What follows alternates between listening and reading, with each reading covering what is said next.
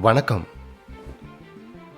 சென்ற காணொளிகளில் நாம் மரபு சொற்களை வெவ்வேறு கோணத்தில் பார்த்தோம். அதாவது விலங்குகளின் இளமை கால பெயர்களும் விலங்குகளின் வாழ்விடங்களை பற்றியும் தெரிந்து கொண்டோம். இப்பொழுது நாம் விலங்குகள் எழுப்பும் ஒலிகள் நமது மரபு சொற்களில் எப்படி பயன்படுத்தப்படுகின்றது என்பதை பற்றி விரிவாக காணலாம்.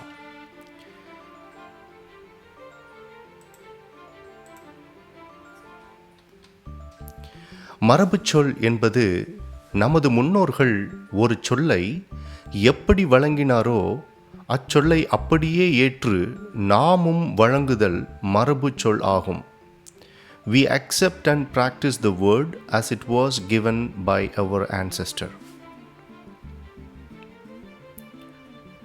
இப்பொழுது விலங்கு மற்றும் பறவைகளின் ஒலி மரபு பற்றி பார்க்கலாம். The lion roars அப்படி சொல்லக்கூடிய ஆங்கில சொல்லுக்கு சிங்கம் முழங்கும் என்று கூறுவது சிறப்பு. The Owl Howls என்கிற ஆங்கில தொடருக்கு ஆந்தை அலறும் என்பது மரபுச்சொல்.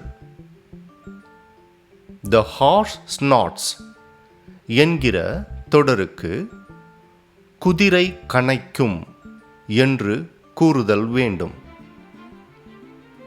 The Fox Howls என்கிற ஆங்கில தொடருக்கு நமது மரபு சொல் நரி ஊளையிடும் என்பதாகும். The Donkey Brays என்கிற ஆங்கில தொடருக்கு நமது மரபு சொல் கழுதை கத்தும் என்று கூறுதல் வேண்டும். The Quill Sings என்கிற ஆங்கில தொடருக்கு நாம் குயில் கூவும் என்று கூறுவது சிறப்பு.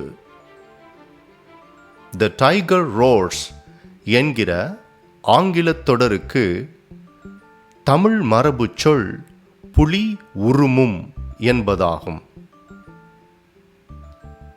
The Crow Caws என்கிற ஆங்கில தொடருக்கு நாம் காக்கை கரையும் என்று கூறுதல் வேண்டும். The Hen Clucks என்கிற ஆங்கில தொடருக்கு நமது மரபு சொல் கோழி கொக்கரிக்கும் என்பதாகும். The Peacock Screams என்கிற ஆங்கில தொடருக்கு நமது மரபு சொல் மயில் அகவும் என்பதாகும். The Parrot Squawks என்கிற ஆங்கில தொடருக்கு நமது மரபு சொல் கிளி கொஞ்சும் என்று கூறுவது சிறப்பு.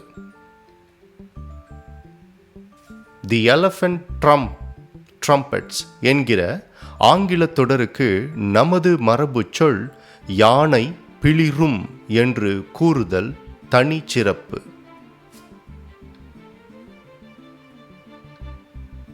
இந்த காணொளி உங்களுக்கு பிடித்திருந்தால் லைக் பண்ணுங்க, சப்ஸ்கிரைப் பண்ணுங்க மற்றும் உங்களது நண்பர்களுக்கு ஷேர் செய்யவும்.